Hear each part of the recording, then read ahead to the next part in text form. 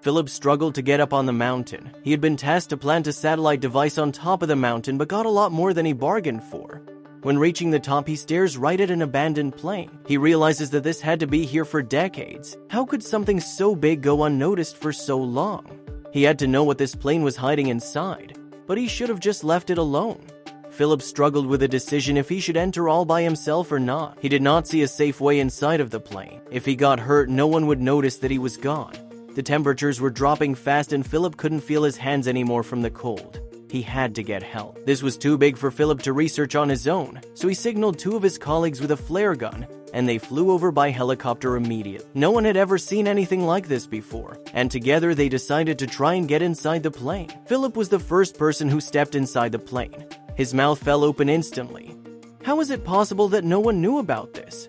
But what do they find inside the plane that is so important? The answer would soon be revealed. But this reminded Philip of when he received an anonymous cryptic letter at home a couple of days ago.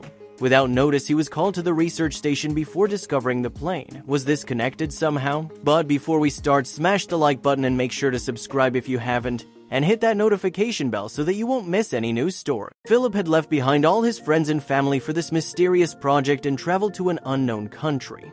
It had been a long time since Philip felt this motivated for a project. There was a lot about this project that interested him. He arrived at the town a few days after he had received the letter. It was a very old and empty town. Philip started his research by knocking on doors and asking people about the legend. But the people did not receive him with open arms. He had knocked on almost every door when he saw an old man walking the streets. Philip ran toward the man and asked if he could tell him something about the urban legend.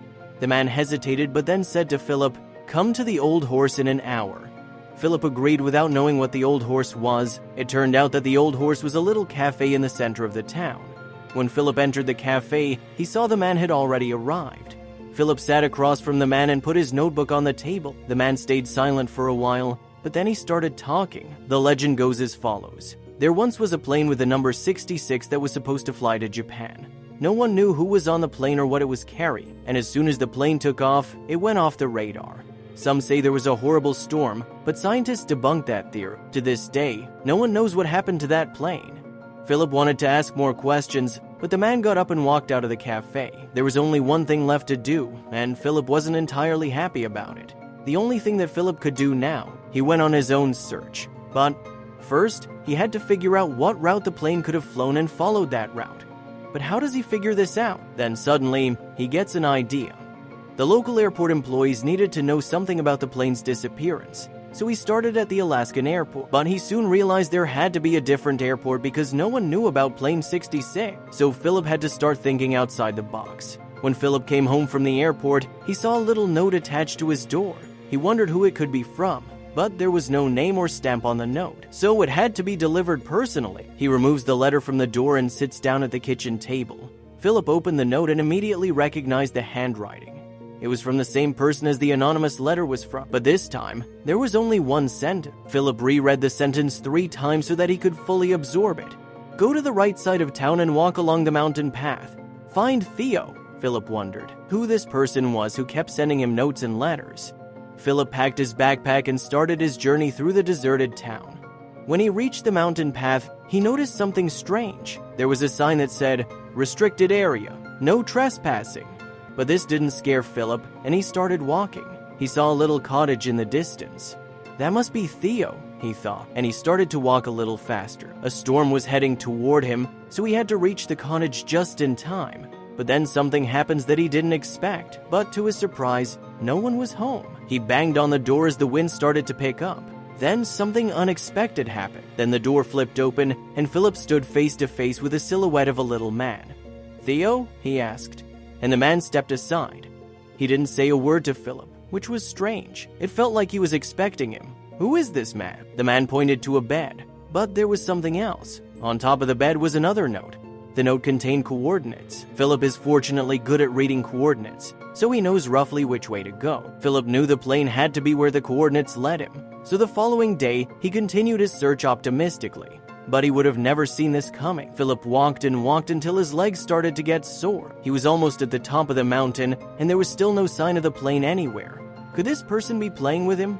but then he sees something he can't explain. Philip looks to his left and sees something sticking out of another mountain. It doesn't look like something out of nature. He squints his eyes and suddenly recognizes a wing. That must be the plane, Philip thinks. But the plane is at least another day's walk from where he's standing. And there is something else. There is no path leading toward the plane. Philip has to go off-road to reach it, and there is a deep layer of snow. He can't see what's underneath the snow, so he has to be very careful. He shuffles his feet over the ground to feel the rocks and makes his way over to the plane. But it was getting darker by the minute. Philip was only halfway there when the sun started to set. He had a little flat spot of ground in sight where he could set up his tent, but he had to reach it quickly. He made it just in time and set up his tent, but the wind started to pick up. Philip got in his sleeping bag and tried to stay warm, but it wasn't so easy. He woke up the next morning with frozen hands and ice picks in his beard. Luckily for him, the sun was shining, so he stood outside for a little bit to warm up. When he was a bit warmer, he put everything away and continued his journey. He was so close now. When Philip finally reached the plane, he couldn't believe his eyes. It was almost entirely buried under the snow except for the one wing he saw. This was way too big for Philip to do on his own, so he mapped where the plane was and journeyed back to Theo's cabin. There he would call for backup. Philip called two of his best friends, who were also researchers, Lincoln and Greg. They had no idea that Philip was all the way in Alaska, but didn't doubt him when he asked them to come too. They knew there had to be something extraordinary for Philip to fly over there, but they never expected it to be this. Lincoln and Greg arrived 3 days later, and they all set up their things in Theo's cabin. It was the closest place to the plane with internet and power for their equipment. Philip led the way toward the plane, and his friends followed him blindly. They were stunned when they saw what Philip was doing there. They spent the first few days digging the plane out of the snow. Despite the crash, it was still largely intact. One wing and the tail had broken off, but there were no holes in the fuselage. Getting inside proved difficult, forcing them to look for alternatives. Philip tried peering through the windows, only to realize they had been sealed shut with black tape. That immediately raised suspicion. Whoever had been on this plane had gone to great lengths to keep its contents hidden. Lincoln suggested drilling through one of the doors to gain access. Before they could act, Philip noticed something protruding from the damaged tail, a small orange device. It was the plane's black box. He carefully removed it and carried it back to the cabin, hoping it would finally explain the mystery behind the crash. When he opened the box, he was met with confusion. The memory card was missing. The slot where it should have been was completely empty. That discovery raised even more questions. Had someone removed it long ago, or had it never been there at all? Philip couldn't help thinking about the anonymous letters he had received. What if the sender had already taken what they needed? He kept these thoughts to himself. Lincoln and Greg were already uneasy, questioning how Philip had known about the plane and why authorities hadn't been involved. When Philip explained his research in the letters, their excitement quickly turned into fear. They considered stopping altogether. Philip convinced them to continue, reminding them how far they had come. The next day, they drilled through the plane's exterior. It took hours, but eventually they created an opening large enough to crawl through. Philip entered first. He tore the tape from the windows, allowing sunlight to flood the interior. What he saw stunned him. The plane was filled with crates stacked from floor to ceiling. In the corner, something metallic caught the light. Philip picked it up and realized it was a flattened bullet. They moved toward the cockpit, bracing themselves for the worst. Instead, they found nothing. No bodies, no signs that anyone had ever been there. The emptiness only deepened the mystery. Greg ran back to the cabin and returned with a crowbar. He began opening the crates, calling Philip over moments later. Together, they unloaded them, but Lincoln was suddenly nowhere in sight. Before they could react, the sound of a helicopter echoed overhead. Lincoln rushed back inside, shouting that the police were on their way. Sirens and snowmobiles followed soon after, surrounding the crash site. With no choice left, Philip, Lincoln, and Greg stepped out of the plane with their hands raised. Philip held the anonymous letters, hoping to explain everything, but no one noticed. They were taken to the station and questioned separately. When it was Philip's turn, he finally showed the letters and explained his role as a researcher. He admitted that the black box had been empty and revealed what they had discovered inside the crates. They were filled with bars of gold. After giving the police all the information he had, Philip and his friends were released. The police asked Philip to assist with the investigation, and he accepted without hesitation. Philip, Lincoln, and Greg helped the police with the case and got an honorary medal for finding the plane, but it wasn't finished yet. There was one more person that needed to be found.